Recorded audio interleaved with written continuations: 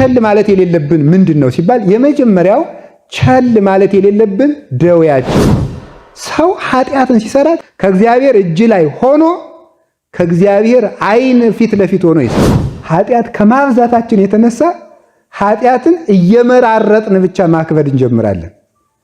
ዋናው ይሄ ነው እንጂማ ቀላል ነው፣ ዋናው ይሄ ነው እንላለን ማለት ነው።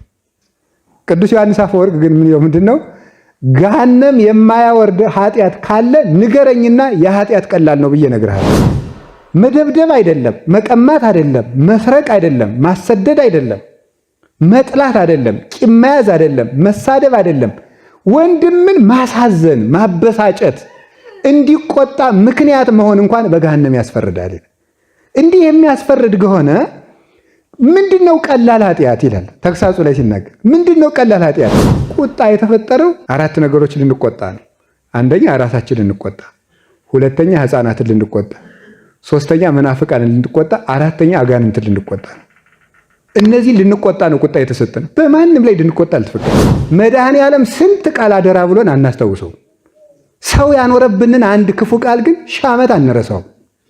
ይሄ ነው ችግራችን ማለት ነው። በኦርቶዶክሳዊ ተዋሕዶ ቤተክርስቲያን አሁን ባለው ትውልድ ውስጥ ቸል እየተባለ ያለ ቂምና ቁጣ ነው። የሞቱ ዝንቦች የተቀመመውን ሽቱ ያገሙታል። ሰሎሞን እንደተናገረ የሞቱ ዝንቦች፣ ቂም ልባችን ውስጥ ሙቶ ያለ ዝንብ ነው። ከዚያ የተቀመመው ሽቱ ደግሞ የምንጸልየው ጸሎት፣ የምንጾመው ጾም ነው። ቅዳሴ ስናስቀድስ በቅዳሴ ጊዜ እንደው በእውነት ከሚነበቡ ንባባት ስንሰማው ስለ ራሳችን ማሰብ ያለብን። አብ ወልድ መንፈስ ቅዱስ ያነጽሁ ሲባል እኔ መቼ ነው የምነጻ ማለት የለብንም? አለብን እኮ። አብ ወልድ መንፈስ ቅዱስ ያነጻሉ። ሥላሴ እኔ የምነጻ መቼ ነው? አብ ወልድ መንፈስ ቅዱስ ያጸርዩ እኔ የምጠራ መቼ ነው? አብ ወልድ መንፈስ ቅዱስ ይቀድሱ እኔ የምቀደስ መቼ ነው አንልም? ንባብ ብቻ ሆኖ የሚቀራል።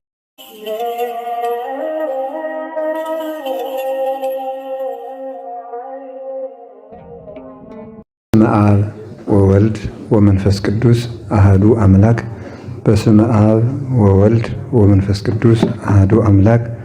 በስመ አብ ወወልድ ወመንፈስ ቅዱስ አሃዱ አምላክ።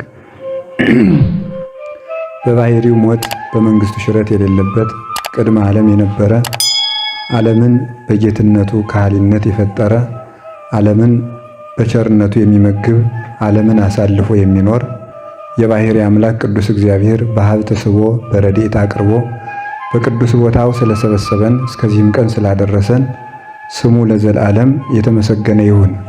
ድህነት ያገኘንባት የእግዚአብሔር እናታችን ወላዲት አምላክ ቅድስት ድንግል ማርያም፣ ቅዱስ መስቀሉ፣ ቅዱሳን መላእክት፣ ቅዱሳን ነቢያት፣ ቅዱሳን ሐዋርያት፣ ቅዱሳን ሰማዕታት፣ ደናግል፣ መነኮሳት፣ ሁሉም ቅዱሳን እግዚአብሔር ያከበራቸውን ስማቸውን እናመሰግናለን። በረከታቸው ይድረሰን። የተከበሩ አባታችን የኔታ ፍሬ ስብሐት የዚህ ታላቅ ገዳም አበምኔት፣ የተከበራችሁ ሊቃውንተ ቤተ ክርስቲያን አባቶች፣ ካህናት፣ ወንድሞች፣ ዲያቆናት፣ መነኮሳት አባቶች፣ መነኮሳያት እናቶች፣ የእግዚአብሔር ቤተሰቦች አንድነት አንድ አምላክ በሚሆን በአብ በወልድ በመንፈስ ቅዱስ ስም እንደምን ዋላችሁ? እንደምን ሰነበታችሁ? እንደምን ቆያችሁ? እስከዚች ሰዓት ያደረሰን በእሱ ስም እንድንሰበሰብ የፈቀደልን ፈጣሪያችን እግዚአብሔር ስሙ የተመሰገነ ይሁን። ሰዎች ቸልተኛ መሆን የለባቸውም። ለመፈወስ ከስጋቸውም ለመዳን ከኃጢአታቸውም ለመዳን እንደገና ደግሞ ምንድነው ከምንፍቅናም ለመዳን ሰዎች ቸልተኛ መሆን የለባቸውም። ቸልተኛ ሰዎች ፈውስ አያገኙም። እንዲያውም እግዚአብሔር ከሚጠላው ነገር ዋናው ቸልተኛ ሰው ነው። ቸልተኛ ሰው በእግዚአብሔር ዘንድ የተጠላ ነው። ትንቢተ ኤርምያስ ምዕራፍ 48 ቁጥር 10 ላይ ርጉመ ለይኩን ዘያሰትት ግብረ እግዚአብሔር፣ የእግዚአብሔርን አገልግሎት የእግዚአብሔርን ሥራ በቸልታ የሚያደርግ ሰው የተረገመ ይሁን ይላል። የእግዚአብሔርን ሥራ የእግዚአብሔርን አገልግሎት በቸልታ የሚያደርግ ሰው የተረገመ ይሁን ይላል። ስለዚህ እግዚአብሔርን ቃሉን ከመስማት ወይም ሌላ ነገር አይደለም እያገለገለ ግን አገልግሎቱን የሚፈጽመው ግን በቸልተኝነት ከሆነ ይሄ ሰው በዚያ በሚያገለግለው አገልግሎት በራሱ የተረገመ ይሆንበታል ማለት ነው። ሰው ሊጸልይ ይችላል፣ ሊሰብክ ይችላል፣ ሊተረጉም ይችላል፣ ሊያስተምር ይችላል፣ ሊቀድስ ሊያስቀድስ፣ ማይሌት ሊቆም፣ ቅኔ ሊዘርፍ፣ ሌላ ብዙ ነገር ሊሰግድ፣ ባህር ገብቶ ሊጸልይ ይችላል። ያንን የሚያደርገው ግን በቸልተኝነት ከሆነ በራሱ እሱ ራሱ ርግማን ይሆነዋል ማለት ነው። ስለዚህ አንዱ የተረገመ የሚያሰኘው ከእግዚአብሔር የሚለየው አዳምን እንዳስረገመው የሚያስረግመን አንዱ ቸልተኛ መሆን ነው እና እግዚአብሔር ስለ ቸልተኝነት በጣም ብዙ ነው ያስተማረ ማለት ነው። እንግዲህ በመጽሐፍ ቅዱስ ሰው ብዙ ጊዜ ቸል ተብሎ እንዳይቀጣ ብዙ ተናግሯል እግዚአብሔር አይደል? አሁን ሰው ቤት ሰርተህ ስታበቃ በኦሪት ዘዳግም ላይ የተጻፈ ነው። ምዕራፍ 22 ላይ ብዙ ዝርዝሩ ያስቀምጠዋል። ቤት ሰርተህ ስታበቃ በቤትህ ዙሪያ የቀረውን እንጨት ሳትከረክመው ብትቀርና የገዛ መሬቴ ነው ብለህ በዚያ ሲያልፉ ሰዎች በዚያ እንጨት ጋሬጣ ቢግጣቸው በዚያ እግዚአብሔር ደሙን ካንተ እጅ ይፈልጋል ይላል። በገዛ ጓሮ እኮ ነው። በገዛ ጓሮ በገዛ ቤቱን ስትሰራ በትክክል መከርከም አለብህ። የገዛ ቤቴ ነው ብለህ እዚያ ላይ በተውከው እንጨት ሰው ተግጦ አይኑ ቢወጣ እግዚአብሔር ደሙን ከእጅ ይፈልጋል ይላል። ስለዚህ በቸልታው ምክንያት ሰው ይቀጣል። በዚህ ማለት የባልንጀራ በሬ ጠፍቶ ሳትመልሰው ብትቀር እግዚአብሔር በዚያ ደሙን ይፈልጋል። የሰውየውን ሀብት አጥፍተሃል ነው። እኔ ምን አገባኝ ማለት አትችልም። የባልንጀራ በሬ የሰው አዝመራ እየበላ ባታስወጣው እግዚአብሔርን በዚህ ይቆጣል ብሎ ይናገራል ማለት ነው። ስለዚህ በዝርክርክነትና በቸልተኝነት መኖር ከድህነት ያወጣል ማለት ነው። ጸጋ እግዚአብሔር የታስተት ጸጋሁ ለእግዚአብሔር ዘህዱር በላይ ሌከ በአንተ አድሮ የሚኖረውን ጸጋ እግዚአብሔር አታቃል ብሎታል ቅዱስ ጳውሎስ ለጢሞቴዎስ ሲነግረው ነው። ብዙ ጊዜ ሁላችንም እኛ ላይ የነበረውን ጸጋና ሀብተ እግዚአብሔር የምናደንቀው ከኛ ተነስቶ በሌላ ሰው ላይ ስናየው ነው። እኛ ላይ ሳለ ግን እግዚአብሔር የሰጠን ጸጋ አይገባንም። ምን ውስጥ እንዳለን ሁሉ አንረዳም። ሳለ ቀሊል ነው የሚባለው ለዚያ ነው ማለት ነው። የሀገራችን ገበሬ እኮ ከሌላው ሀገር ሊቅ ይበልጣል። በእጅ የያዙት ወርቅ ከመዳብ ቁጥር ነው። ሲያጣው ነው ሰው የሚያደንቀው ማለት ነው። ሲያጣው ያደንቀዋል። ለሔዋን ገነት ውስጥ ለአዳም ገነት ውስጥ የነበሩ እጽዋት ቀላል ነበሩ። ኋላ ግን መገኛቸው 5500 ዘመን አድክመው በሬ ቢታረድ ወይፈን ክች አልተከፈተችም። የበግ መስዋዕት ቢቀርብ የወይፈን መስዋዕት ቢቀርብ አባቶቻችን ቢሰግዱ አዳም ራሱ ደሙን አፍሶ አጥንቱን ጨምሮ አጢሶ ለእግዚአብሔር ቢያቀርብ እንኳን ገነትን መክፈት አልተቻለው። እንደ ዋዛ ያጣነው ነገር በብዙ ድካም እንኳን መመለስ አይችልም። አምላክ ብቻ መስዋዕት ሲሆን ነው ይሄ የተመለሰው ማለት ነው። በክርስቶስ በመድኃኒታችን በኢየሱስ ክርስቶስ ብቻ። እንዲያውም ተመልከቱ ትንቢተ ኢሳይያስ ላይ ነቢዩ ኢሳይያስ አንድ ብቻ ወሬኩ ብእሴ መካሂልና ዘይወፅ እምኤዶም ከኤዶም የሚወጣ የሚመካ አንድ ሰው ነበረ፣ ልብሱም ቀይ ነበር ይለዋልና ልብሱ ቀይ ወይን እንደሚረግጥ ሰው በሀገራቸው ወይን ሲረግጡ ወይኑ እየተፈነጠቀ ልብሳቸው ይነካቸውና ልብሱ ቀይ ይሆናልና ለወይን እንደሚጨምቅ ሰው ልብሱ ቀይ የሆነ ከኤዶም የሚወጣ አንድ የሚመካ ሰው አየሁ እና ያንን ሰው ልብስህ ለምን ቀላ ብዬ ጠየቅኩት ይላል ኢሳይያስ። ልብስህ ለምን ቀላ ብዬ ጠየቅኩት፣ እሱም ምን አለኝ ይላል ባሶራን የለበሰ አየሁት ይላል። ባሶራን የለበሰ ባሶራ ምን እንደሆነ እናየዋለን በኋላ። ባሶራ የለበሰ ልብሱ ቀይ የሆነ አየሁ። ለምን ቀላ ስለው እስራኤልን የሚዋጅና የሚቤዥ እንደሌለ ባየሁ ጊዜ እኔ ልብሴ እንዲቀይ ይሆን አለኝ ይላል። ያ ብእሲ መካ የተባለ ኢየሱስ ክርስቶስ ነው። ብእሲ መካ የሚባል ምዕመናንን በጌትነቱ በኃይሉ ዘስልጣኑ ዲበ መትከፍቱ በጌትነቱ አድኖ በሰውነቱ ዋጅቶ በዲያብሎስ ላይ የሚመካ ዝንቱ ውእቱ ኢየሱስ ክርስቶስ ዘተሰቅለ ዘቦቱ ጸጋማይ የማና የኮነ ወታይታይ ከመዘላይ ላይ ወደ ሐራይ ከመዘቀዳማይ ብሎ በዲያብሎስ ላይ የሚመካበት ባሶራ ማለት ስጋ ነው። ስጋን የለበሰ እርሱ ነው። ለምን ቀላ ማለት ደምህን ያፈሰስክ ምን ሆነ ነው ብለው ሌላ ሰውን የሚያድን እንደሌለ ስላወቅኩ እኔ ደሜን አፈሰስኩ አለኝ ይላል። መልክዓ ኢየሱስን ደግም ለገቦከ ብለን ምን ይላል? ሰላም ለገቦከ አዘቅተ ስጋዌ ፍሉህ እንተ እምኔሁ ተውበ ፈልፈለ ቅዱሳት ወንጽ ኢየሱስ ክርስቶስ ዘኢሳይያስ መካ ብሎ ኢሳይያስ የተናገረልህ አንተ ነህ ብሎ ምን አለ? አማስተራይከ በልብሰ ባሶር ቀይህ መልአከ ሞት ተሰጥመ በላህ። ስጋ ለብሰ በተገለጥክ ጊዜ መልአከ ሞት ተሰጥመ በላህ፣ በልቅሶ በሐዘን ሰጠመ። ስለዚህ የኢሳይያስ መካ የምትመካው አንተ ኢየሱስ ክርስቶስ አንተ ነህ። እንተ እምኔሁ ተውበ ፈልፈለ ቅዱሳት ወንጽህ፣ የንጽህናና የቅድስና መሰረት የሚሆን ማየገቦና ደመገቦ ለተገኘበት ጎን ሰላምታ ይገባል ብሎ ደራሲው የሚያመሰግነው ብሉይና ሐዲስን ዮሐንስ ወንጌል ምዕራፍ 19ና ኢሳይያስን አስተባብሮ እንተ እምኔሁ ተውበ ፈልፈለ ቅዱሳት ወንጽ ብሎ ዮሐንስ 19 ላይ ደመገቦና ማየገቦ የቅድስና የንጽህና የጥምቀት መሰረት የሚሆን መፍሰሱን ያጠይቃል።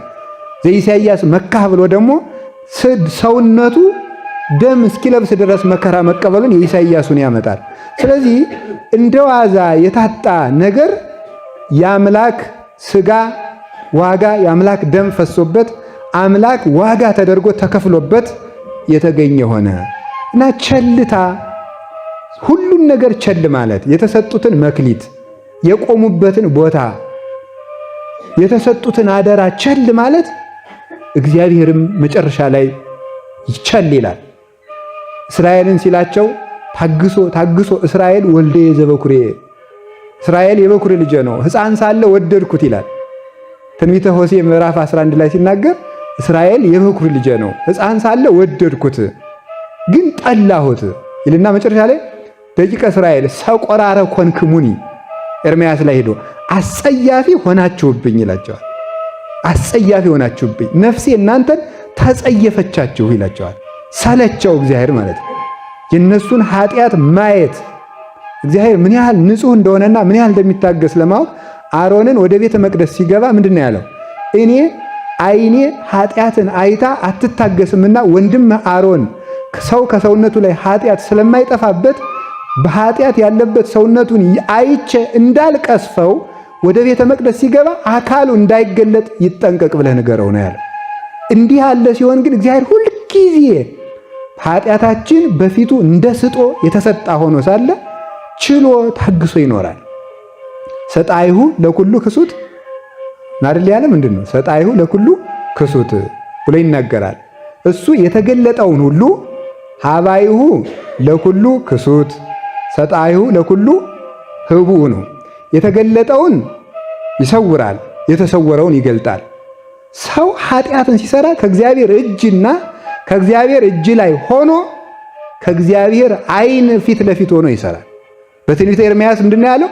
እስራኤል እናንተ እኮ እኔ እጅ ላይ ናችሁ፣ ልጣላችሁ ወይ ይላቸዋል፣ ልወርውራችሁ ወይ ብሎ ይናገራቸዋል። እና ቸልተኝነት እግዚአብሔርን ትዕግስቱን ምሕረቱን ሳይቀር ቸል ማለት በእግዚአብሔር ዘንድ ያስወረውራል፣ ያስቀጣል። ያን ነው ቸል ማለት የለብንም። በስጋም በነፍስም ለመዳን ቸል ማለት የለብንም። ቸል ማለት የሌለብን ምንድን ነው ሲባል የመጀመሪያው ቸል ማለት የሌለብን ደዌያችን ነው። ሲራክ ሲናገር መጽሐፈ ሲራክ ምዕራፍ 38 ቁጥር 9 ላይ ወልዴ ይትጸመም ደዌከ፣ ልጄ ደዌህን ቸል አትበል ይላል። ወጸልይ ሀበ እግዚአብሔር ወውቱ ይፈውሰከ፣ እግዚአብሔር እሱ አንተ እሱን ብትጸልይ ውቱ ይፈውሰከ፣ እሱ ያድንሃል፣ ስራይን ይሰጥሃል፣ ይቅርታን ይሰጥሃል።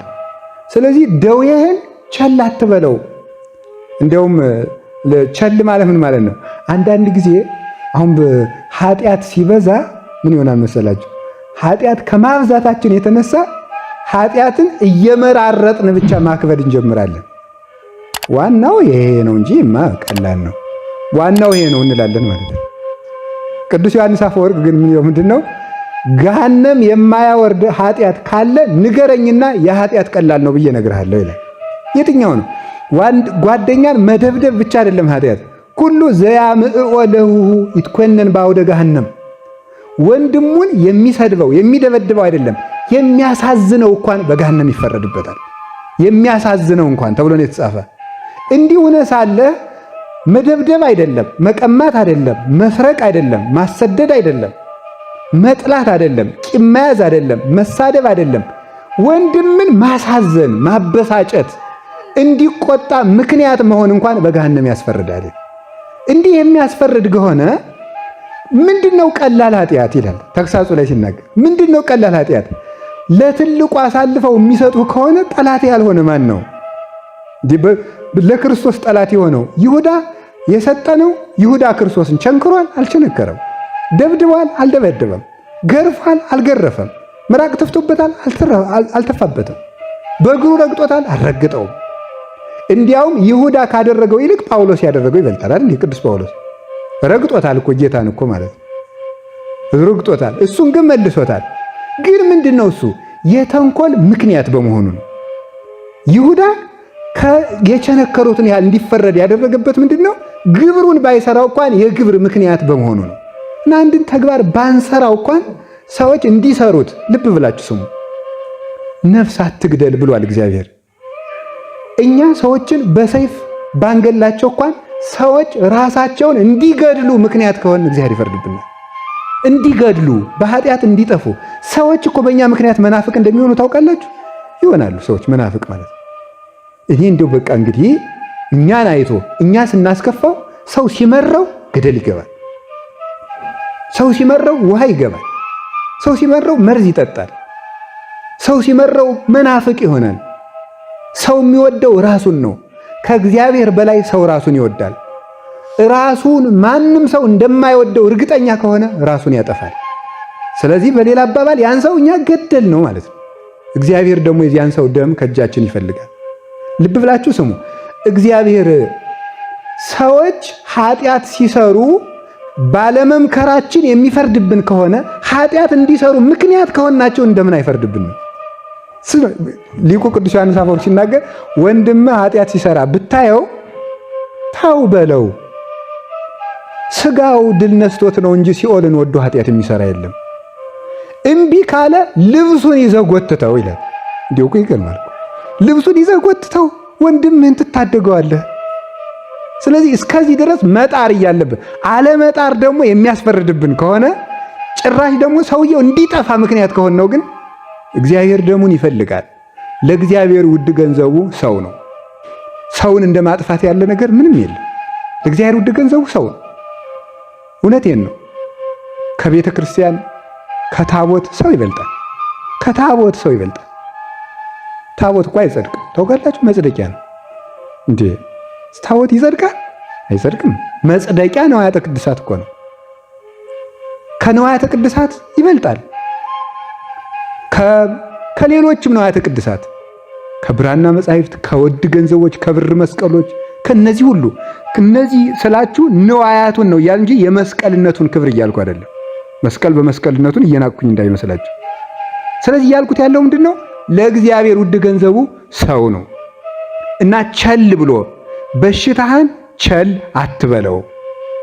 እግዚአብሔር ምን ይላል ነውና ይፈውሳል። እና ትንንሽ ነገሮቻችን እንንቃቸዋለን። አላችሁ የላችሁም? ልብ ብላችሁ ስሙ። አሁን እየተያዝንበት የብዙዎቻችን የልማድ ኃጢአት ሊሆን ይችላል። ሌላም ኃጢአት እንደ ዋዛ የጀመርናቸው ናቸው። ቸል ብለን የጀመርናቸው ማለት ናቸው። ጸሎት ቸል ያስብለናል። ቤተ ክርስቲያን መሄድን ቸል ያስብለናል። በተለይ ጸሎት ላይ እንዴት ቸል እንደሚያስብለን ተመልከቱ።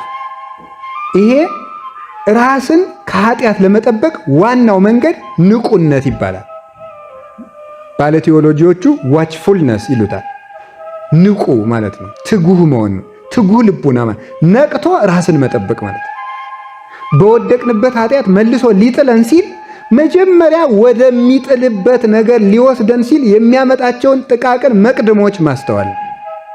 ታቀብ እምንውሳት ከመይትደቅ በአብያት ማር ይስሐቅ የሚለው ይሄ ነው። በታላላቆቹ እንዳትወድቅ አስቀድመ ከጥቃቅኑ ተጠንቀቅ ያለው ለዚህ ነው። ከጥቃቅኑ ከተጠነቀቅ ከታላቁ ትድናለህ ማለት ነው። ስለዚህ በሽታህን ቸል አትበለው። ብዙዎቻችን ቀላል ይመስለናል። አሁን ብዙዎቻችን ቁጣችን ያውሬ ነው። የተኩላ ጠባይ ማለት ነው። በቃ ዝም ብሎ በቅልስልስነት የተሸፈነ ተኩላነት ያሳዝናል እኮ። እንደ ቁጣ ያለ ጋኔን የለም። ደግሞ እግዚአብሔር ቅዱስ ዮሐንስ አፈወርቅ ኤፌሶንን ሲተረጉም ኤፌሶን ምዕራፍ 4ን ሲተረጉም ተሞ ወይታብሱ የሚለው ዘእንበለ ይርብ ፀሐይ አቁረሩ መዓተክሙ የቅዱስ ዳዊትን ወስዶ ነው የተናገረው። ተቆጡ ግን አትበድሉ ብሏል። እና ስለ ቁጣ ሲናገር ቁጣ የተፈጠረው 4 ነገሮች ልንቆጣ ነው። አንደኛ ራሳችንን ልንቆጣ፣ ሁለተኛ ሕፃናትን ልንቆጣ፣ ሶስተኛ መናፍቃንን ልንቆጣ፣ አራተኛ አጋንንትን ልንቆጣ። እነዚህ ልንቆጣ ነው ቁጣ የተሰጠን። በማንም ላይ ልንቆጣ አልተፈቀደልን። ታዲያ ግን እኛ ተፈቅዶልን የሚመስለን ባለፈው አንዲት እናት ነግረውኛል። ከአንድ ገዳም የመጡ እናት ናቸውና የገዳሙን ስም አልጠራውም፣ ገዳሙ እንዳይከሰኝ ማለት ነው። እና ምን አሉ? በእኛ ገዳም አሉኝ። ከሌላ ገዳም ነው የመጡ፣ እዚህ እንዳይመስላችሁ፣ እውነቴን ነው። በእኛ ገዳም ኃጢአት የሚመስለን ዝሙት ብቻ ነው አሉ። ኃጢአት የሚመስለን ዝሙት ብቻ ነው። ከዚያ ውጭ ግን እናቶች ቢጠፉ አባቶች ቢጠፉ ግድ የሚለው ሰው የለም። የሚጠነቀቅ አባም የሚጠነቀቀው እሟይ ብቻ እንዳታሰናክለው ወደዚያ ጅልኝ ማለት ነው። እሟይ የምትጠነቀቀው አባ እንዳያሰናክላት ብቻ ነው። ነገር ግን ስለ ፍቅር ግድ የሚለው ሰው የለም። ቢያጓጉር ቢሞት ኧረ ሰውዬ ነገ መናፍቅ ሊሆን ይችላል፣ ከሃዲ ሊሆን ይችላል፣ እንቅፋት ይገጥማል ወይ ምንም ማሰብ የለም። እና እኔ እየተናገርኩ ያለሁት ምን እንደሆነ ታውቃላችሁ? ብዙ ነገራችን ሰው እንደሚያጠፋ አናስተውልም።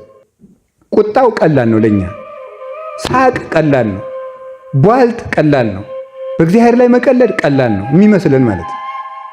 ተኝቶ ማደር ቀላል ነው ለኛ ማለት ነው። መልካም አለማድረግ ቀላል ነው፣ አለመታረቅ ቀላል ነው። በጣም ነው የሚደንቀው እግዚአብሔር እንዴት እኔ እንደ ሰው አይስቅም እንጂ ምን ያህል ሊስቅብን እንደሚችል ሳስበው ይደንቀኛል። ብድግ ብለን ከሰው ጋር ተጣልተን ያው ምን ትሉታል? እውነቴን እኮ ከሰው ጋር ተጣልተን ፍቅር የሆነውን ጌታ አባታችን ወይ ምንድን ነው ይሄ? ድራማ አይደለም ነው ድራማ ማለት ነው። ያው ቅዳሴ ዮሐንስ አፈወርቅን ስትሰሙት በጣም ነው የሚያደርግ። እወህድጉ ወይ ሀድግ ለክሙ። እስኪ እውነት ነው እናንተም ተው እሱም ይተውላችኋል። እወ ስራዩ ወይ ሰሪ ለክሙ፣ ይቅር በሉ ይቅር ይላችኋል ነው የሚለው ማለት ነው። ይህንን ሰምተን ፈጽሞ የይቅርታ ልብ የለንም፣ ቸል እንለዋል። ቂም መያዝና ይቅር አለማለት ከእግዚአብሔር መንግሥት ሊለይ እንደሚችል እኛ የሚመስለን መናፍቅ ስላልሆን እንዲህ ታው ልብ በሉ። እንዲህ ቅዱስ ጴጥሮስ ምን እንደሚል ታውቃላችሁ? በመልእክቱ አይደል ለመላእክት እንኳን እንዳላዘነላቸው ታውቃላችሁ ነው የሚለው። ምንም ስለሆን እግዚአብሔር ይቅር ሊለን አይችልም። ቸልተኞች ከሆን ምንም ስለሆን ማለት ነው። ምንም ቅርብ ብንሆን ለእግዚአብሔር የቱንም ያህል ብናደርግ ቸል ያልናቸው ነገሮች ያጠፉናል። እግዚአብሔር ምን ያህል ጠንቃቃ አምላክ እንደሆነና ስርዓት የሚወድ አምላክ እንደሆነ ታውቃላችሁ አይደለም? እስኪ ሙሴን ከነአን ሳይገባ እንዲቀር ያደረገው ምን አድርጎ ነው? ሙሴን ያህል ነቢይ፣ ያን ደግ ነቢይ መከራውን ሲያይ እኔ ልንገራችሁ፣ አጋንንትን ከመቻል ሰውን መቻል ይከብዳል አይደል? አዎ፣ ሰው እኮ በጣም ኃይለኛ እኮ አስቸጋሪ እኮ ነው። እንዲሁ ቢንከባከቡት ያቀላል፣ ዝም ቢሉት ትዕቢተኛ ናቸው ይላል። እንደ ሰው ያለ አስቸጋሪ ነገር የለም በእውነቱ ማለት ነው። ሙሴ እስራኤልን ተሸክሞ የኖረ ሰው ነው። እንደ እስራኤል ያለ ደግሞ መናጢ ሰው የለም። እሱን ያህል ሙሴን ያህል ነቢይ የእግዚአብሔር ባለሟል ሙሴ ህሩዩ ነው የሚለው መጽሐፍ ራሱ። የእግዚአብሔር ምርጡ የእግዚአብሔር ባለሟሉ ሙሴ እሱን ራሱን እግዚአብሔር ከነአን ሳይገባ እንዲቀር ያደረገው በምንድን ነው? በቸልተኝነት ነው። በቸልተኝነት ሙሴ ውሃ፣ ሙሴ ውሃ፣ ሙሴ ውሃ፣ ሙሴ ውሃ አጨቅጭቁ ይስውላችሁ ብሎ ሰጣቸው። አፍልቆ ማለት ነው። ሁልጊዜ ውሃይቱን ሲያጠጣ ምንድነው? ንሴብሖን አዘምሮ ነው። ይችን ውሃ የሰጣችሁን እግዚአብሔርን አመስግኑ ነው። የዚያን ቀን ግን እሱላችሁ ጠጡ ማለት የውሃው ባለቤት እኔ ነኝ ማለት ነው። ምን አለው እግዚአብሔር? በሕዝብ ፊት አላከበርከኝምና ወደ ምድረ ርስት ታያታለህ እንጂ አትገባም ማለት። ለሙሴ መንገድ ሙቶ ቀረ ማለት። በዚያች ቃል እኮ ነው፣ ምንም አላጠፋም ማለት። እና ሰው ጌታችን ኢየሱስ ክርስቶስ እምቃልከ ትጸድቅ ወእምቃልከ ትትኮነን፣ ከቃል የተነሳ ይፈረድብሃል፣ ከቃል የተነሳ ትድናለህ። ሞት ወሕይወት ውስተ እደ ልሳን፣ ሕይወትም ሞትም በአንደበትህ እጅ ነው አለ የማቴዎስ ወንጌል ምዕራፍ 12 ቁጥር 31 ላይ። ሕይወትም ሞትም በምን እጅ ነው? በምላስህ እጅ ነው ብሎ ተናግሯል። ስለምንናገራት ነገር መጠንቀቅ አለብን። ስለ ጊዜያችን መጠንቀቅ አለብን። ስለተሰጠነው መክሊት መጠንቀቅ አለብን። እስቲ ልብ ብላችሁ ያዙ። ቅዱስ ጳውሎስ ጢሞቴዎስን ያህል ጳጳስ በአንተ ላይ ያለውን ጸጋን አታቃል ብሎ ከመከረው እኛማ ምን ያህል መመከር አይገባን ነው። ማንም ሰው የተሸከመው ነገር ምን እንደሆነ አለማወቁ ከማይገባው ቦታ ላይ ወርዶ እንዲገኝ ያደርገዋል። ምን እንደሆነ ባለማወቁ ማለት የሀብቱ መጠን እግዚአብሔር በሱ ላይ ምን ያህል የምሕረት እጁን እንዳስቀመጠ ለነፍሱ ለውሳጣዊ ሕሊናው ባለመረዳቱ መጠን ተፍገምግሞ ኃጢአትን እየተናደደ ይሰራታል ማለት ነው። ውለታ እግዚአብሔር መርሳት በኃጢአት ላይ ኃጢአትን ያስጨምራልና ይህንን ነው ልጄ በሽታህን ቸል አትበል። እስኪ በሉ ልጄ በሉ ምንን ቸል አትበል? በሽታህን ቸል አትበል። አሁን በቅዱሳን ጸሎት በእናቱ ልመና ራሱ ስላፈሰሰው ስጋውና ስላፈሰሰው ደሙና ስለቆረሰው ስጋ ታግሶን ሊሆን ይችላል። ግን ቸል አትበለው። እግዚአብሔር አንድ ቀን ጸጋውን ያነሳል። ለመላእክት እንኳን አራራላቸው ያለ አሁን እንግዲህ አረ መቼስ ምን ቢያጠፋስ እንዲሁ መቼስ ሳጥናኤል አይደል አይልም ኑሯል እግዚአብሔር መጋረጃ ገላጩን ይሄን ዋናውንም እንዴት ታደርጋለህ? ምን ቢበድል አይል ወሮሮ እኮ ነው የጣለው። እሱን እንኳን ቢሆን ማለት ነው ቅዱስ ጴጥሮስስ ቢሆን መመለሱ ጠቀመው እንጂ እግዚአብሔር እያፍሮ ለባይል በእንተ ብዕሉ። ስለዚህ ምንድነው ባለጸጋውን ባለጸግነቱ አይምረውም። ሊቅ ስለሆነ ስለ ሊቅነቱ አይምረውም። እግዚአብሔር የሚፈልገው ግዕዝ ርትዕት ነው፣ ግዛን ነው፣ በጎ ሕሊና ነው የሚፈልገው። ሃይማኖት ዘምስለ ሰናይ ግዕዝ ከመልካም ሃይማኖት ጋር ቅን ሕሊና ነው ያለው። እንዲህ ያለውን ያስክ እንደሆነ የእግዚአብሔርን ፊቱን ታያለህ ብሎ ነው ቅዱስ ጳውሎስ ለጢሞቴዎስ የላከለት። ስለዚህ ሁላችንም ያሉብንን በሽታዎች እኔ ከዛሬ ጀምሮ የምነግረው ጽፈን ማወቅ አለብን። ተንኮለኛ ከሆን ተንኮለኝነታችን፣ ነገር ሰንጣቂ ከሆን ነገር ሰንጣቂነታችን፣ አንድ ሰው የተናገረውን ነገር በቁሙ ነው መረዳት ያለብን። ሰው የመጽሐፍ አንድምታ ይማራል እንጂ የነገር አንድምታ ይወጣል።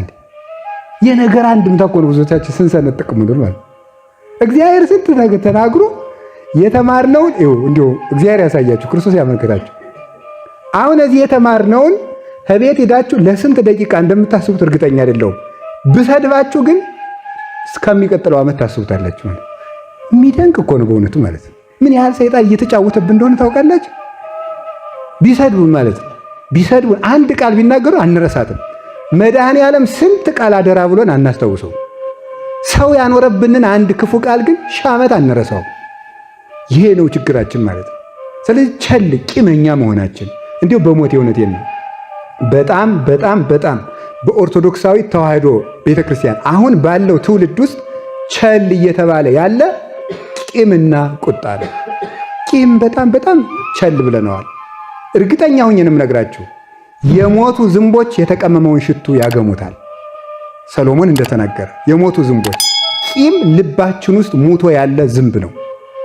ከዚያ የተቀመመው ሽቱ ደግሞ የምንጸልየው ጸሎት የምንጾመው ጾም ነው። በዚያ የገማ አስጸያፊ በእግዚአብሔር ዘንድ ሊቀርብ የማይችል መስዋዕት ነው ይሄ ማለት ነው።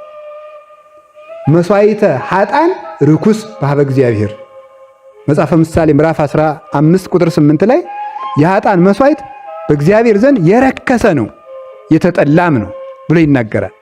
ስለዚህ ተንኮለኛነት፣ ቂመኛነት ልንቆጣ እንችላለን፣ ወዲያው ግን ይቅር ማለት አለብን። ይሄን ቸል ማለት አሁን እኛ ትልቅ ነገር የሚመስለን አሁን አንድ ሰው ልብ ብላችሁ ስሙ። አንድ ሰው ከነዚህ አብያተ ክርስቲያናት አንዱን ቢያቃጥል ምን ትሉታላችሁ? ምን ታደርጋላችሁ? በዜና አሁን አያድርገውና የቅዱስ ያሬድን ቤተክርስቲያን አንዱ ቢያቃጥለው በኢትዮጵያ ቴሌቪዥን ይነገር ይችላል። አላውቅም እንደሚነገር በኢትዮጵያ ቴሌቪዥን ብቻ በሆነ ነገር ይነገራል፣ ይናፈሳል ማለት ነው። ምክንያቱም የእግዚአብሔር መቅደስ ነው። ሰው የእግዚአብሔር መቅደስ ያንን ሰውዬ ግን በነገር አቃጥለን እኛ ግን አናስታውስም ማለት ነው። ሰውን አንገብግበ ነው፣ አይምሮን ጎርተ ነው፣ የት ልኑር አሰኝተ ነው ማለት ፈጽሞ አናስታውስም። የእግዚአብሔር መቅደስ እኮ ነው። ክርስቶስ ሙቶለታል ለዚያ ሰው። እግዚአብሔር የሞተለት ሰው በአንተ ምክንያት ይሰናከልን ይላል ቅዱስ ጳውሎስ። እግዚአብሔር የሞተለት ሰው፣ የደሙ ዋጋ የከፈለለት ሰው፣ መድኃኔ ዓለም በደሙ የዋጀው ሰው ሊቃለል አይገባውም። የእናንተስ ወለክሙሰ ስዕርተ ርእስክሙኒ ሁሉ ቁቱ። የራስ ጠጉራችሁ እንኳን የተቆጠረ ነው ይላል። የክርስቲያኖች በክርስቶስ ዘንድ የራስ ጠጉራቸው አንዲቱ ዘለላ እንኳን ክብር አላት። የሰማይ አባታችሁ ሳያውቅ ከራስ ጠጉራችሁ አንዲቱ እንኳን አትነቀልም ብሎ ተናግሯል። ይህን ነው ቸል ማለት እና ቸል ያልናቸው ብዙ ጠባዮች አሉ። እንደዋዛ ዝም ብለን ይፋን ቀላል ነው እኛ የሚመስለን ሃይማኖት መካድ፣ ቤተክርስቲያን ንዋያተ ቅድሳት መዝረፍ፣ ሙዳየ ምጽዋት መገልበጥ፣ መናፍቅ መሆን፣ ጠንቋይ መሆን ብቻ ነው የሚነግረን። ውሸት አሁን ኃጢአት አይመስልም። ውሸት ቦግ አድርገን ብዙ ጨዋታ ለማጣፈጥ ሰው የሚዋሸው ውሸት ብዛት እኮ አይደርስ እኮ ነው። ከዚያ በኋላ ይላል ብድግ ብሎ ማለት ነገሬ ዛሬ ሳስታርቆየ እሺ እንዴት ብለው ታረቁ ይላል። በቃ እንግዲህ ሰዎቹ ታረቁ ብሏቸው ብቻ ታርቀው ሊሆን ይችላል። ግን የእሱ ልልና እንዲታወቅ የሰዎቹን የጠበኝነት መጠን ይጨምርበታል። እምቢ ብለው ብናረግ ምንሰራቸው ከማታ አድክመውን በቃ እንዲሁ ዛሬ ስቆጣቸው ይሻላል። ይህን የሚያደርገው ምንድን ነው? የእሱ ክብሩን ለመናገር ውሸት ይጨምርበታል ሰው እና ያቺ ደግሞ ሐሰት ቀጥታ ሐሰተኛ ሰው እግዚአብሔር እውነት ስለሆነ ከእግዚአብሔር ጋር ተቃራኒ ነው የሚቆመው። የዲያብሎስ ጓደኛ ነው ማለት ነው። ውሸት ኃጢአት አይመስለንም፣ እንዲሁ ዝም ብለን ለምደነዋል ማለት ነው። ተንኮል ኃጢአት አይመስለኝም፣ ቂመኝነት ኃጢአት አይመስለንም። እና እንዲሁ አሁን እንግዲህ አንዳንድ ሰው ደግሞ ምን እንደሚል ደግሞ ልንገራችሁ። አሁን እኛ ጠፍቶን ነው ይሄ ነው አልጠፋህ እንግዲህ ምን ሆነ ነው እንዲሁ እኮ አይደረስ እኮ ነው። እንዲሁም ቅዱስ ዮሐንስ አፈወርቅ ምን አለ አንድ ጊዜ ሲያስተምር፣ በየጊዜው ተመሳሳይ ስብከት እየሰበክ የምትጨቀጭቀን ለምንድን ነው ትሉኛላችሁ? ካልተስተካከላችሁ ነገ ቢላዋውን በደንብ ስየው እመጣለሁ ይላል። አሁን አንድ ሰው እዚያ ድርሳኑ ላይ ይናገራል። ዕብራውያን ቢተረጉም አንድ ሰው እሺ ሀበሉ ጨምሩ ስንት ሆነ? 4 እሺ 7 ሙልት። እሺ በጣም ጥሩ። አሁን አንድን ሰው 7 ዓመት ሃን አስተማር። 7 ዓመት ሃን አለየም። አይ እንግዲህ ማመችስ ባይለያት 7 ዓመት ሙሉት የምለው ሁ እንላለን አንልም። 7 ዓመት ካለየ ምን እንለዋለን? በሉ አሁን እንግዲህ እኛ እኮ መታረቅ እንደሚገባ እናውቃለን ብላችሁ ካልታረቃችሁ ነገ እኔ መጥቼ ምን እላለሁ? ታረቁ በሉ በቃ ይሄው ነው ማለት ነው። ትምህርት እንድንለወጥ እኛ መለወጥ ነው ያለብን አይደል? አሁን እኮ ሌላ ብዙ የቤተ ክርስቲያን ምስጢራት እኮ አሉ። ልብ ሰቅለው ነፍሳችን የሚያረሰርሱ የቤተ ክርስቲያን ምስጢራት አሉ። እነሱም መማር ሲገባን ስለ ድክመቶቻችን የምንማረው ስላልተለወጥን ነው። ብንለወጥ ሌላ ምስጢር እንሰማ ነበረ። ስለዚህ ጌታችን ቸል አትበል፣ በሽታህን ቸል አትበለው። በሽታህን ቸል አትበል። በሽታውን አንደኛ ዝም ብሎ ይዞ መኖር አንዳንድ ጊዜ፣ ሁለተኛ ደግሞ ምን ማለት ነው? አፍኖ መያዝ። እንዲሁም አሁንም የቅዱስ ዮሐንስ አፈወርቅን ቃል አመጣለሁ። ይሰማል እንተው አይደል? ምናባቱ ካልተሰማ እሺ በጣም ለመዳን የሚያስቸግር ቁስል አስቸጋሪ ቦታ ላይ ያለ ቁስል ነው ይላል። ከዚህ በኋላ ማብራራት አይገባም አይደል? አስቸጋሪ ቦታ ላይ ያለ ቁስል መዳን አይችልም፣ ቶሎ አይድንም ይላል። ለምሳሌ እዚህ ውስጥ በዚህ በእጃችንና በዚህ መካከል ያለው ቁስል ቢወጣ እንደዚህ ስናደርገው ይያያዛል፣ ስንለቀው ደግሞ ይደማል። እንደገና ደግሞ አየር አያገኝም። የተደበቀ ተንኮልና ኃጢአትም ቶሎ አይፈወስም ይላል። የተደበቀ ደብቀው ያኖሯት ለንስሐ አባት የማይነግሯት ለአበው የማያወያዩት ኃጢአት አትፈወስም። ደብቀን እንይዛታለን ማለት ነው። ያን ነው ቸል አትበለው፣ ከቆየ ዘንድ ይከፋባል። እዚች ላይ የጀመረችው ወደ ሆድህ ይገባል። አውጥተህ ተናገር። ልብስን ገልጠ ቢሆን አሳይ። ልብስን ገልጠ ለባለመድኃኒት ስትገልጠው ማታፍረውን ለነፍስህ ባለመድኃኒት ለምን ትሸሽገዋለህ? አሁን ለምሳሌ በቤተ ክርስቲያን ንስሐ የማይገቡ ሰዎች አሉ። በንስሐ የማይገቡ ምንድን ናቸው? እነ ሰበካ ጉባኤ፣ እነ ኮሚቴ፣ እነ ቤተ ክህነታት፣ እነኛ አይገባም። ይሄ ለምዶታል ማለት ነው። የሚመስለው ያንን ነገር በትክክል መምራት ነው እንጂ ጽድቅ የሚመስለው ወይም ደግሞ ለእግዚአብሔር ብሎ ለቤተ ክርስቲያን ብሎ ስብሰባ ማድረግ፣ ጉዳዮችን ማስፈጸም፣ ደብዳቤ መጻጻፍ ነው የሚመስለው ማለት። የገዛ ኃጢአቱ አዙሮ እንደሚጥል አያውቅም። ሲፈልግ ቤተ ክርስቲያን ሊሆን ይችላል፣ ወረዳ ቤተ ክህነት ሊሆን ይችላል፣ አገረ ስብከት ሊሆን ይችላል፣ ገዳም ሊሆን ይችላል። ሲፈልግ ከፍ አድርጎ እንደው የብርሃን ቤት ያርገው። ውስጥ ተንኮሉን ካልተናዘዛት የለም። አንዱን ጥሎ አንዱን አንጠልጥሎ ጽድቅ የለም። ራስ ላይ ነው። ጌታችን ለሐዋርያት ያስጠነቃቸው ምንድን ነው? ዕቃው ርእሰክሙ የሉቃስ ወንጌል ምዕራፍ 21 ቁጥር 34 ላይ ሲነግራቸው ራሳችሁን ተጠንቀቁ፣ መጀመሪያ ራሳችሁን ጠብቁ ነው ያለው።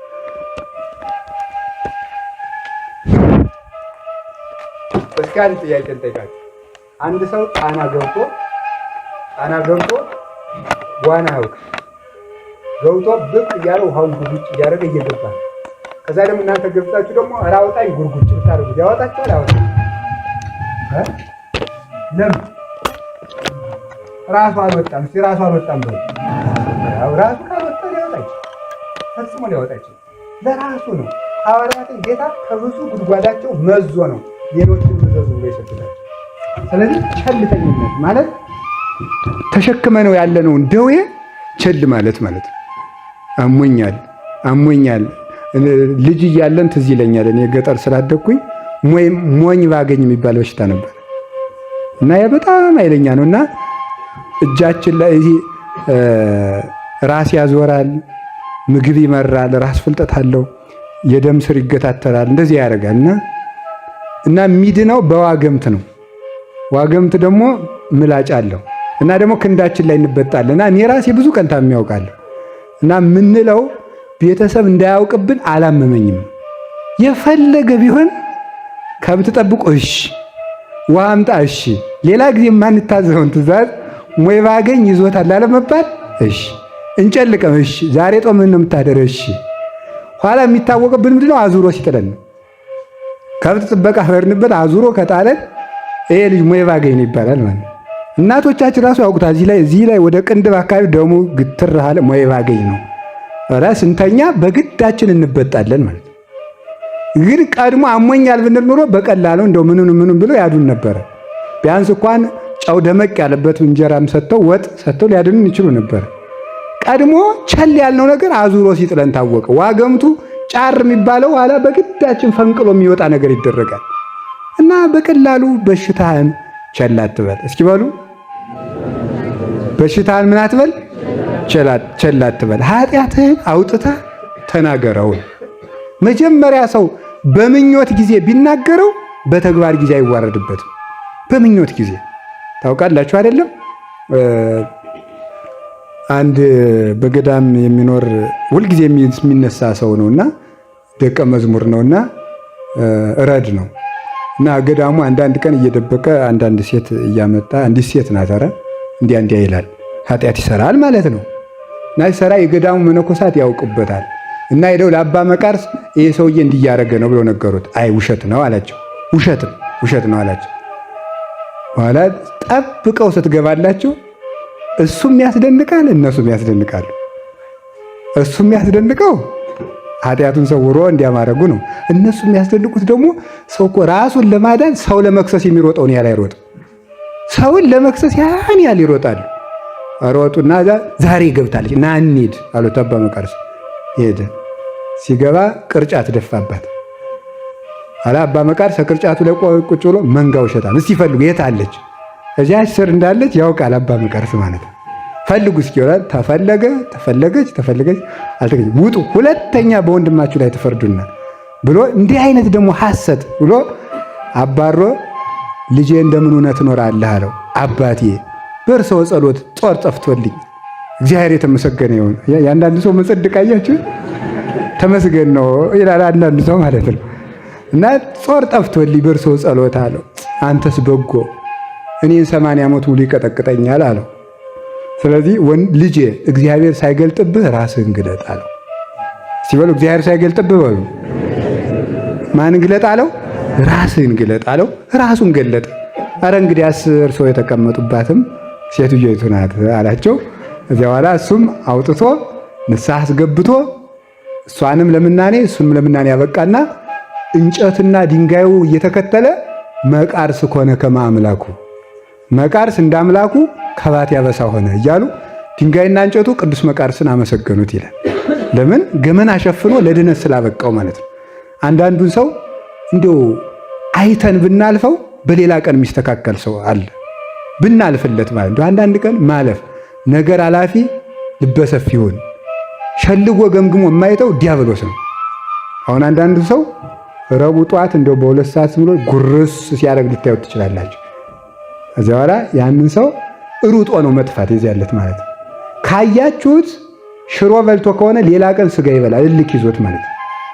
አላወኩብህም ካሉት ግን ይስተካከላል። በሌላ ቀን ግን ከዓመት ከሁለት ዓመት በኋላ እኔ እኮ የዚህ ቀንም አይቼ ነበር እንደው ትቼ ነው እንጂ ካሉት ግን ለካ ይወዱኛል ማለት ነው። ይህንን እያወቁ ነው የቻሉኝ ብሎ ደግሞ አልቅሶ ንስሐ ይገባል ማለት ነው። ሰው ሲታገሱት ተሸክመውኛል ብሎ ካሰበ ሰው ይመለሳል። እና ለሰው የድነት በር መስጠት ይገባል። ይህ የፍልስጤም ወታደሮች እንኳን እኮ የቅዱስ ዳዊት ወታደሮች ውሃ እንዲቀዱ ኧረ እነዚህ የወንድ በር እንስጣቸው ብለዋል። የወንድ በር እንስጣቸውና ቀርተው ሂዱ። አንዳንድ ጊዜ እንደው ለሰው ማለፊያ እንስጠው። አይተነውም እንኳን ጠላት እንኳን ቢሆን ማለፊያ ከሰጠነው ጅብ ታውቃላችሁ? ጅብ የሚነክሰው ማምለጫ ሲያጣ ነው። ምን ከጅብ እንዳለን የዚህ ጣና ቂርቆስ አካባቢ ያለው አርጃኖ የሚማታው ማምለጫ ካጣ ነው። አርጃኖ ፈሪ ነው። እንዲያውም ማለዳ ስናወጋ ነበር። ትናንት ነው መቼ ነው ያየው? ዛሬ ነው አይተነው እሳቸው ጋር እንዲያው አርጃኖን ፈሪ ያደረገ እግዚአብሔር የተመሰገነ ስንል ነበር። ምክንያቱም ፈሪ ባይሆን አናታችን ብሎ ሊገለን ነበር። ግን አርጃኖ ካያችሁት እንዲያው አይግባኙ በዚህ ኮሽ ካለ ማለት ነው። ግን ማምለጫ ካጣና ፊት ለፊቱ ከደረሳችሁበት በጅራቱ ቀርድዶ ይጥላል ማለት ነው። ሰውንም ማምለጫ ከነሳ ነው ያጠፋል። ሰውን እንዲያመልጥ አላየውብህም ማለት አንዳንድ ቀን ጥሩ ነው። ገመና መሸፈን ጥሩ ነው። እዚያ ያንን ሰው እናስተካክለዋለን። እና ቸል ግን እየነሳን ያለ ነው። እኛ ሰዎች ይሸፍኑልን እንጂ እኛ ግን እግዚአብሔር ሳይገልጥብህ በሉ አንተ ራስህን ምን በል ራስህን ግለጥ። አያችሁ ራሳቸውን ያልገለጡትን ፈሪሳውያን ምንድን ያደርጋቸው? እግዚአብሔር ገለጠባቸው አይደለም? መምህር ይችን ሴት በዝሙት ዘናታል ምን ትሆን? አዋዘዘ ሙሴ ከምትወገር በእብን ሙሴ በድንጋይ ትወገር ትላለህ፣ አንተ ምን ትላለህ አሉት። ከእናንተ ኃጢአት የሌለበት ይውገራት። የራሳቸው ኃጢአት እዚህ ላይ ተጻፈ። ራሳቸውን ያልገለጡትን ምን አደረጋቸው? ገለጠባቸው። ሰው የገለጠባትን ደግሞ ሰወረላት። እንዲህ ነው ያደረጋት ማለት ሰው የገለጠባትን ሰወረላት። ራሳቸውን የሰወሩትን ደግሞ ገለጠባቸው። ቢያነሳ የለም ወተርፈ እግዚእ ኢየሱስ ባይቲቶ ደግ ሰው ክርስቶስ ብቻ ቀረ ነው ትርጉሙ እኮ። ሁሉም ምደው ክርስቶስ ብቻ ቀረ ሲባል ደግ ሰው የተገኘ ክርስቶስ ብቻ ነው ማለት ነው። እሱ ብቻ ሲቀር ሌላው ሄዷል። ኋላ ያችን ሴት ምን እንዳለ አይቴ ሀለው እለ ይኮንኑኪ ያላት። የሚከሱሽ ሰዎች የት ናቸው?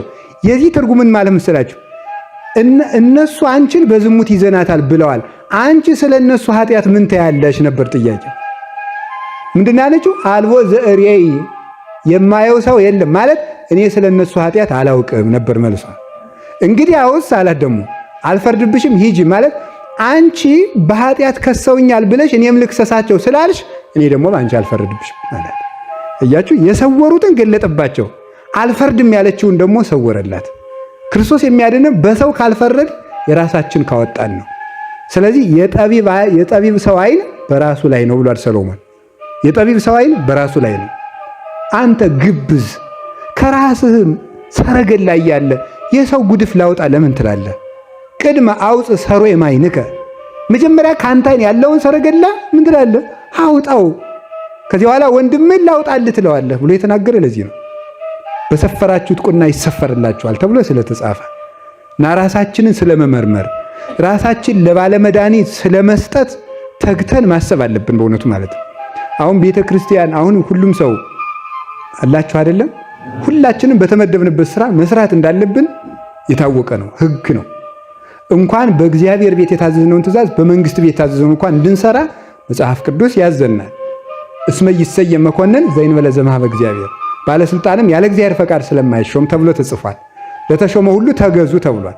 እንኳን ለተሾመ ሁሉ ለጠማማ ቢሆን እንኳን ለእግዚአብሔር ብላችሁ ተገዙ ተብሏል። ያ ተብሎ ተነግሯል። ግን ተመልክታችሁ በየቀኑ የምንዘነጋው ቢኖር ራሳችንን ግን እንዘነጋለን። ሰው በቅዳሴ ሰሞነኛ ተመድቦ ሰሞነኛነቱን አይረሳትም፣ ራሱን ግን ይረሳል። ሰው በሰባኪነት ተመድቦ ሰባኪነቱን አይረሳም፣ ራሱን ግን ይረሳል። ስለዚህ ራስን መርሳት ላይ ሁላችንም ተግተን ነቅተን እንድናስብ አምላከ ቅዱሳን ይርዳን። ትሁት የምንሆንም በዚያ ነው። ትሁት የምንሆነው ኃጢአቴ ቅድሚያየ ውእቱ በኩሉ ጊዜ፣ ኃጢአቴ ሁልጊዜ በፊቴ ሆኖ ይታየኛል። በእውነት በራሱ ኃጢአት ላይ አይኖቹ የሚያርፍ ሰው በሰው ላይ ለመክሰስም ለመጣላትም ጊዜ እንኳን አያገኝም። የራሱ ኃጢአቶች በሰው እንዲፈርድ አያሰናብቱትም። በእውነቱ ማለት ነው አላችሁ። አንድ ዮሐንስ ወንጌል ምዕራፍ 9 ላይ ያለ አንድ ሰው አለ። አንድ ሰው አሁን ጌታችን ኢየሱስ ክርስቶስ ደግ አይኑን ፈውሶታል አይደል? ያ ሰው ዕውሩን የተወለደው ነው፣ አይኑን አበራለት።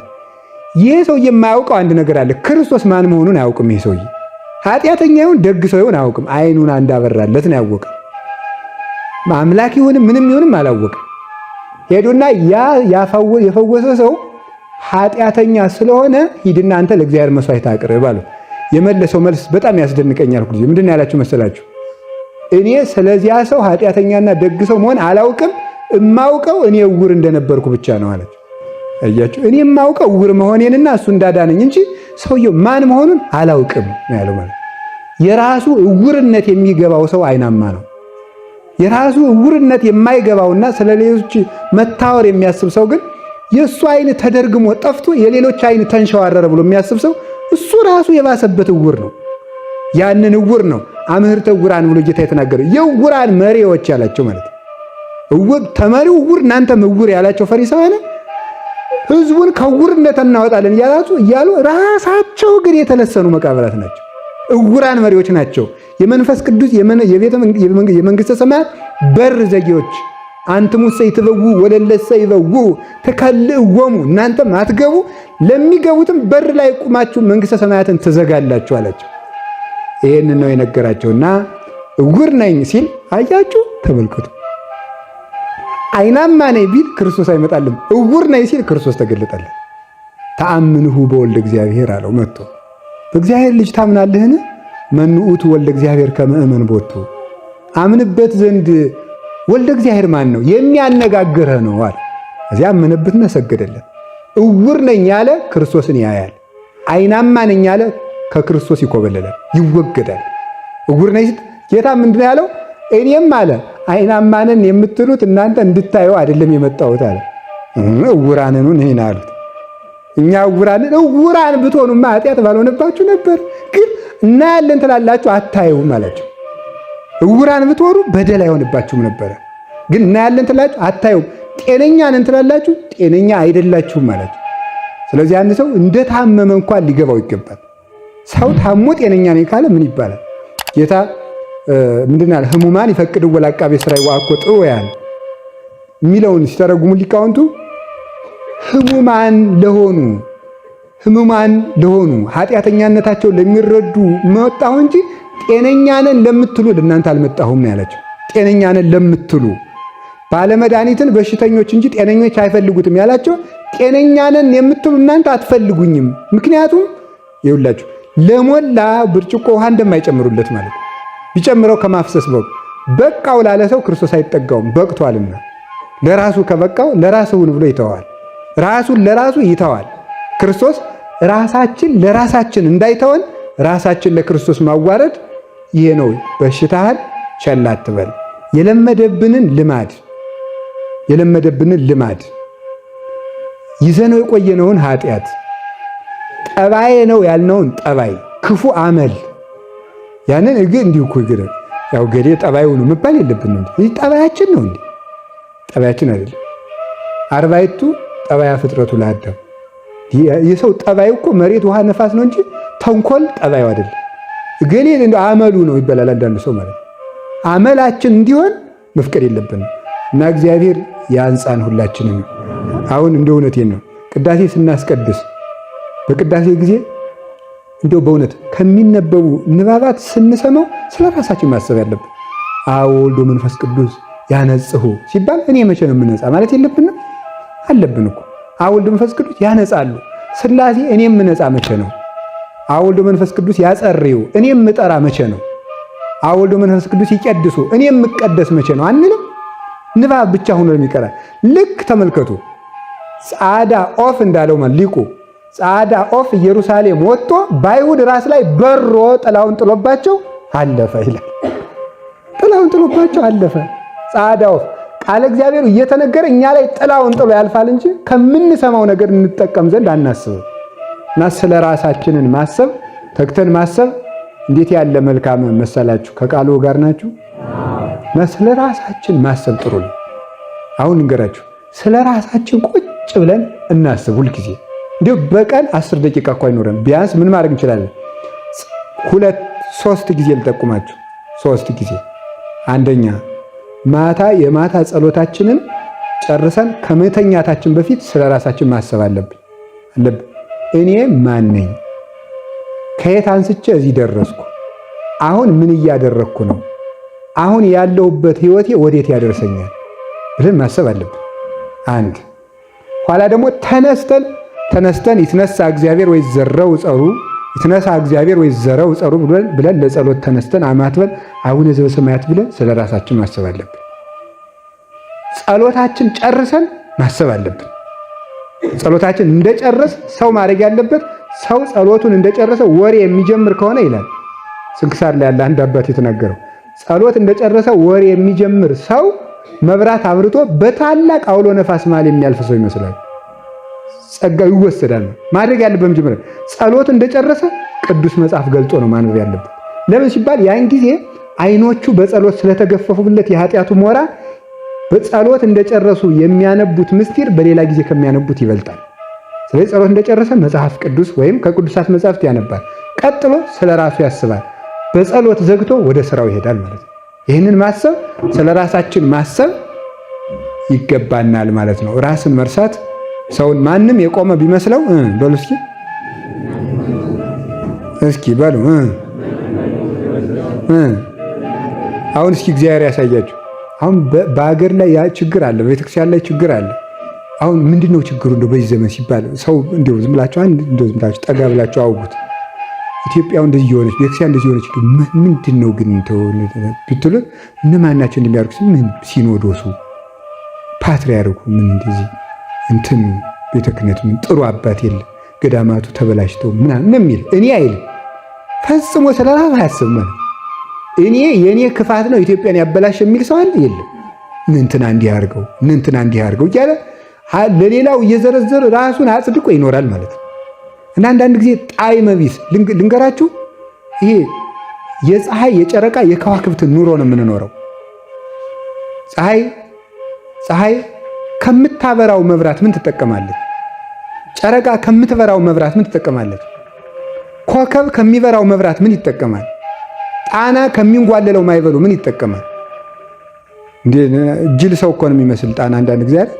በእርግጥ ጸበል ነው እንዲሁ ስታዩት፣ ግን ጧት የወሰደውን እምቦጭ ማታ ደግሞ ዞት ይመጣል። እንደ ጅል ማለት ነው። እንደኛ ማለት ነው አይደል? እንደኛ አሁን በቀደም የመድኃኒዓለም ዕለት ደንበዛልና ስናስቀድስ ስንሄድ ግጥም ብሎ ነበር እስከ ሬማ አካባቢ ማለት ነው። ስንመለስ የለም። ደግሞ ነገ ያመጣዋል መጋቢም ሲሉ ነበር። ቆይ ደግሞ አላ ያመጣዋል ሲሉ ነበር ማለት ነው። አሁን እኛም እንደዚያ ነን። ትናንትና የበተንነው ዛሬ ስንሰበስብ አይደግመኝም ያልነውን እንደ እምቦጭ ዙረን ደግሞ ስንሰበስብ ነው የምንኖረው እኛ ማለት ነው። አሁን የጣና ድካሙ ምንድነው? ምንድነው የሚያተርፈው? ሰው በቤተ ክርስቲያን ሰውነቱ መንምኖ እንደ ቀለበት እስኪቀጥን ቢያገለግል ትርፉ ምንድነው?